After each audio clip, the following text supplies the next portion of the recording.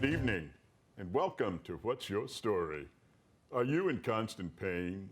Do you use multiple prescriptions that don't seem to work? Are you worried about becoming addicted to your medications? Are you seeking alternative ways to battle pain? What are your views on medical marijuana? Why do you feel the way that you do? What is cannabis? How can it help you? If any of these questions have occurred to you, this is the show for you. My guest tonight is Nancy Nurge. She is an APRN who has worked in the medical field for decades. Cannabis, what is it and how can it help you? My guest will answer those questions for you. Welcome to the show, Nancy. Thank you, Jim. This is part two. Part one just flew I know, right by there. It did. Okay. It did. Now, in part one, we got to know you, got to know about your background, your family, got to understand that you went back to school at 50. Yep. Because you were motivated. Yep. And you went to UConn. Yep. Yeah, you were a Husky. All the way. And a Falcon. And a Falcon. All right, from Yep. Avon High School. Yeah. All right. And you have 2 pregnant daughters. Yep. I have 5 daughters. You have, so 5 daughters. You have 5 daughters. 5 girls, 2 Oh, granddaughters, and my first grandson is on his way October 10th. Okay. And my 3rd granddaughter is on her way in December. Do we have any names for them yet? I'm not allowed You're to not give allowed that to out. say, Yes, okay, all right, not all right. yet, not yet. Well, why don't you give a shout out to your pregnant daughters? Hi, guys. I love you. There we go. And I need to give a shout out to my incredible husband, Drew. Okay. Believe it or not, it's Nancy Drew. Yeah. I do like that. Yes. All right, yes. Nancy Drew. Let's get to the more serious side of cannabis here. Okay. Cannabis is still classified as a Schedule I drug. Correct. Would you tell the viewing audience exactly what that means? Right. Well, according to the drug enforcement agencies, there are 5 schedules of drugs that they consider controlled. Those are, you have to have a specific license to be able to prescribe. Yes. 2 through 5, I can prescribe, because that includes your pain medications and things like that. Schedule I drugs are drugs that they feel that the DEA has determined that they have no medical value, they are highly addictive, and therefore there is no reason to have them available for testing. So that's where the issue is. When marijuana was grouped into that, it was a very highly political move, and it was not a scientific move. It was done via President Nixon, and even his doctors that were advising him advised him that this was not what he should have done.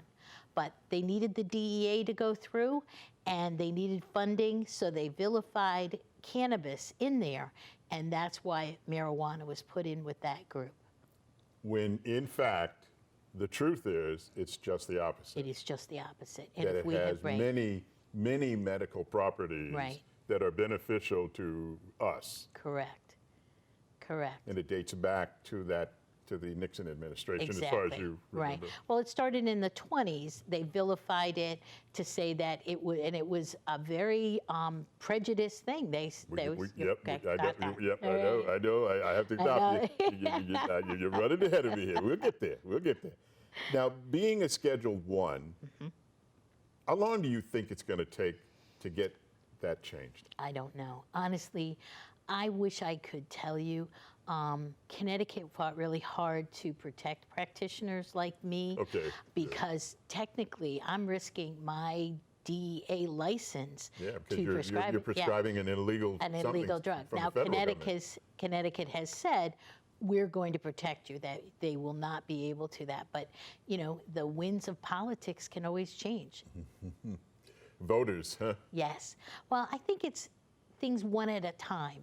You know, that's the way I work with my patients, one patient at a time. Yes. It's educational. It's finding out what's going to work for them. Yes. So that's what it is. And once you have the education and the right products that you're doing, and you feel you've had your first good night's sleep, you're relieved from pain or anxiety, these are things that people are experiencing. You know, I self-disclosure, I've had to deal with pain and I've had to deal with anxiety. And nothing is worse than anxiety for me. Yeah. Excuse me. It is indescribable when it has you in its grip. Exactly. And you would do anything to escape those clutches. Right. And so I'm not unsympathetic to people looking for ways to escape the darkness Right. that comes with pain and with anxiety. Right. And this is a segue to my next question for you, because it would seem to me, we live in America, we live in a capitalistic society. We know that the business of America is business. We heard all the phrases. Money is the mother's milk of politics. Right. We've heard that. Right. Now, talk to me about pharmaceuticals companies, not naming companies, but why would they have an interest in not having medical marijuana more available? Why? Right. In my view, All right. okay, and this is my opinion. This is her opinion. Exactly. That's right. Because we need medical fact to back this up. Okay. Now, I have anecdotal patient testimonies, but because it is a Schedule 1 and we have not been able to do a lot of really good long-term research, Yes. what I am seeing is that medical marijuana will replace a lot of medications. Ah, And that's what it is. And if the pharmaceuticals can't make money off it, because we get back to our last show, God made the plant and he said it's only going to work as a plant. that's right. And if they can't make synthetics out of it and have those work as well as the plant, then they're losing a lot of money. And it is all about money. And in Colorado, which they have been legal for just about the longest, Yes. narcotic prescriptions are down over 50%. So that's a ton of money they're losing. So pharmaceutically produced drugs Yes. go down Go down. when the use of cannabis goes up. Correct. And the dollar, the bottom line is the dollar. Right. Is it really just that simple, Nancy? Well, I think there's a lot to it. First of all, when you have a whole generation of people since the 20s that have grown up thinking something is really bad because of a lot of false and misinformation, it's going to take some time to change their minds. And I think what we have to point out is that for a lot of people with seizures and pain and other types of things, we don't have good pharmaceuticals that work long-term well. Without side effects. Without side effects or death. Or death. Or death. And especially, I look at children. Yes. The number one prescription for children is for seizures. And that was discovered in Israel. An American scientist went over to Israel and did some research and Yes. found that the extracts in cannabis helped with the seizures. Now, with regards to those, they have virtually no THC in them. Those are very, very low. It really is that CBD component of it. Wow. So why is there a lack of credible research? Why is that? You cannot do research on they make it very hard on a Scheduled 1 drug. There's only one grower, and Excuse it's me. the University of Mississippi, where if you get approval to do any sort of research on cannabis on a Yes. federal level, Yes. and that's where we do. We do look to the DEA for our credible Yeah, research. absolutely. And if we can't get research out of it, there's nothing as medical people, we want research. We want to prove that this is Yeah, that would be it. the scientific approach. Right? Exactly. Absolutely. And if you don't let them do it, then there's no science to it. So right now, So how do they block you from doing it? because what they did as a Scheduled 1, you have to go through a lot of different ways to get it. It's virtually impossible to get approved. And then even if you do only get it approved, you can only buy it from you can only get the cannabis from the University of Mississippi. So, you don't know what you're getting then. Yeah, You're getting yeah. whatever the government produces down there. So it's in other words, it's been virtually impossible to get good research out of the United States. Now that is changing. because a lot of cannabis that's being sold now in Colorado, Oregon, they are funding their own research to show. Okay. So people will be able to Will be speak able to. intelligently Yes. and scientifically about this stuff. Yeah. The challenge is it still won't have the DEA part of it with them because it is still a Scheduled 1 there. But hopefully some of that research will rise up to reinforce the fact that this is a good thing. Well, we have the privilege of interviewing you tonight about this, but there surely must be thousands of you out there with the same story to tell. So I'm trying to get to the fact that there may be a groundswell of people now who are starting to understand, well, these drugs did not help help my husband or me or my daughter, but this did. And it's a fact and yada, yada. So I guess what it's going to come down to is getting your feet to the polls, to get it on the ballot, to vote, to change it, and get it off Schedule 1. I agree. That's really what's going to happen agree. before it can before we could take full advantage of its medical properties. I agree. Do you see the pharmaceuticals and medical marijuana coexisting peacefully together? Well, I think there are rules for pharmaceuticals. Don't get me wrong. I don't think that they are, I am a nurse practitioner. I prescribe. Yes. So I do think there's a role for that. Yes. But I think they need to lead synergistically. You can't say something doesn't work when you don't, we know anecdotally, patient by patient, it is working. But by saying we can't do research, well, we don't have research, you've created your own little hamster wheel. Yeah. You So don't it have just keeps rolling. Exactly, Yeah. exactly. Yeah. But you and I are talking about this, and that's where it starts. And hopefully thousands of people are watching. Right, and people are talking about it. You know what the largest growing segment right now is? In seniors, because we have nothing, and that's what motivated me to do it. With regards to rheumatoid arthritis and the pain of that, there is nothing out there on a long-term basis that either won't kill you because of cardiac issues or become addictive. And the elderly are very afraid of falling. And when you have a drug that does things like that, like opioids, et cetera, causes falling and things like that, they needed an alternative. And as a nurse practitioner doing house calls, I had nothing to give them. And then they made it so that nurse practitioners could prescribe, and I started hearing the stories that this is working for them, and they're out there.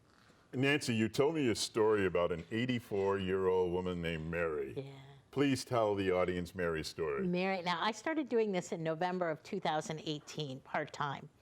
And Mary came to me with her nephew. Now, her nephew had a medical marijuana card, and he said he felt Mary could benefit. Severe rheumatoid arthritis.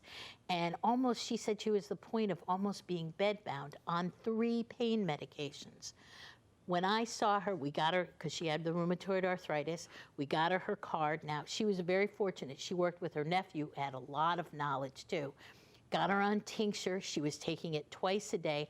I saw her in January. Okay. Now, this is an 84-year-old woman, 3 medications, almost bedbound. Okay. By January, she was off all 3 pain medications, and she was doing chair yoga. I know. And she said she had never felt better. She had had her first really good night's sleep that she had had in years. And just moving was so much more of a pleasure.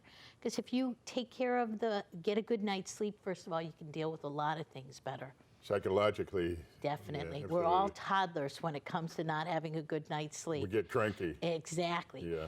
Then if you relieve the inflammation and you start bringing down the inflammation, people move. And when they move, arthritis helps.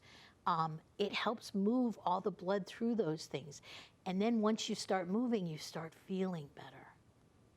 So Mary is I get goosebumps when I think of her.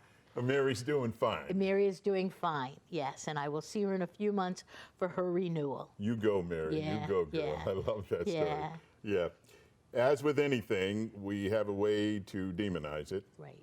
And something in our human spirit, it's taken us hundreds of years in this country to learn to live with each other in peace and harmony, that we're all God's children, and the battle still isn't over. No. You know, there's the black-white thing, the Yeah. gay-straight thing, the Right. rich-poor thing, you name it, we got it. Right, Marijuana was demonized Mexicans. right.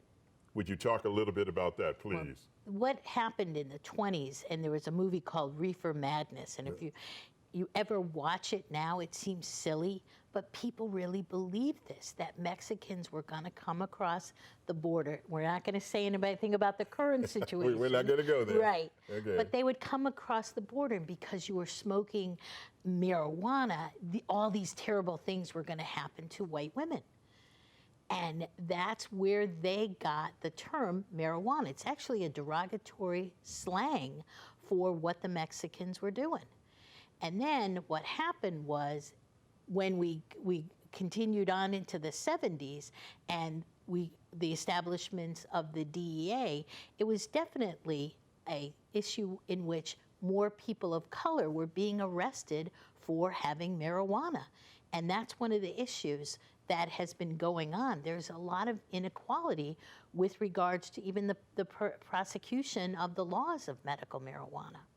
You mean disproportionately, people of color were treated more harshly in the legal system Exactly. for possession of small amounts of marijuana. Exactly. And that's one of the things I'd like to see. One, I'd like to see your ability to grow it in your own home. I think it is a plant. Okay. And people should be able to have control of their own health. Two, I would like to see all of the records of those people who were arrested and now have criminal records for small amounts or whatever the laws would cover, those records expunged so that they can now be a normal citizen.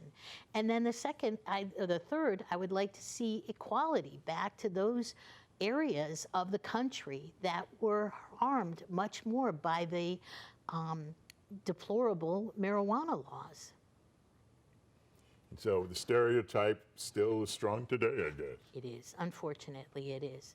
But one patient at a time. Yeah. One talk like this at One a time. TV show at a time. Yes, that's it. Yes, yes. One show that somebody might start on their own Yes, to talk about the exactly. properties of it. Yeah. And, older people are talking, too. They're talking to each other. And when it works, and when they see people like Mary now doing chair yoga, somebody's going to look at it and say, you know what, maybe I really was lied to all those years. And this isn't true. And I'm too mentally alert to be this old. When I was growing up in the 60s, pot was around. I mean, it was a big deal then. Tune in, turn off, and drop out. It was Timothy Leary, I think, or something like that. In my family, there was a definite bias against pot. Mm-hmm. I grew up and inherited that bias because it was viewed as you use that stuff, you're going to be nothing but a drug addict. Mm-hmm. So what I did is I started to drink. It was just as bad, it was worse.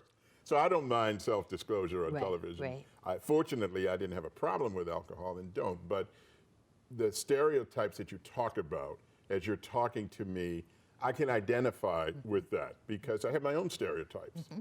And I have to constantly question myself and ask, well, why do you feel that way? Right. Why are you thinking that way? What is it that makes you feel that way? Right. And what are you doing to either prove or disprove that? And one of the things I do is shows like this, to bring people like you in to talk about stuff. I've had a practicing witch on this show to talk about witchcraft because I had stereotypical views about that from the Dorothy and the Wizard of Oz. Right. And she came in and did a fabulous job explaining all of my ignorances away, and I hope the audience got that too. But back to the demonization of the drug itself. How do you think, what's the best approach to eliminate that? Not change it, eliminate it. What do you think? It's like anything else. I see us with the children of the future. They are looking at everything we are doing and realizing that this is not what they're going to do. And that's what I hope will continue on. My changing your viewpoint, my changing one patient at a time is really all I can do. Mm-hmm. And we have a groundswell now because next week or this week, I'm not sure which one it is, Yes, before the yes. Senate subcommittee, they are having their first hearing on medical marijuana Really? in 40 years. In 40 years. Now, obviously, it involves banking. Oh, yeah, oh, Which yeah, is, oh, yeah. again, we get back to all the money, but it doesn't matter. We're getting in there. We're making changes. Got that foot in the door. Exactly. And it's going to be slow because we have a lot of opposing forces Sure. that have a lot of money. Now, Nancy, you told me a phrase that I can't remember, but it's endodroid, something in us that's the medical marijuana that God made in us. What was that? Oh, the endocannabinoid That's system. it. There it is. Yes, yeah. yes, yes. Endocannabinoid. Endocannabinoid. Yes. Endocannabinoid. What is that? Well, that's why it works. Why does it work? Okay. In the 1990s, it was discovered that you, like your other system, your digestive system, things like that, you have a system that in the nerve responses that is called the endocannabinoid system. And Okay. it's responsible All right. for your body always wants to be in balance. It's called homeostasis. Okay. And it will compensate all the time for that. Okay. Right? And what happens in that why cannabis and other plant extracts, turmeric, some things like that, Yeah. work to modulate that endocannabinoids. And what they do is they reduce inflammation, and they also attach so that you do not have the pain receptors that are scintillating things and sending it up to your brain. It also works with regards to anxiety. So those are the three parts. There are two parts to the endocannabinoids. There's the CB1s. The CB1s are in your brain and go down your spinal cord for the most part. Okay. There are other ones throughout your body. Okay. But the CB2s are what are outside into your body. So the ingredients, the chemicals in the cannabis actually work with those sensations to reduce inflammation, reduce pain levels, and also decrease anxiety. So God not only had a plant outside, he put a system inside for us to take advantage of. To take advantage of it. My God. Yeah. Well, listen, thank you so You're very so much welcome. for being Thank here. you for having this my heart to has been a yours. fascinating It hour has. for me. Thank All right? you very Thank much, you. sir. That's all the time we have for tonight's show. My thanks to my guest, Nancy Nurge, for sharing her story. Everybody has a story. What's yours? Thank you for tuning in. Until next time, good night.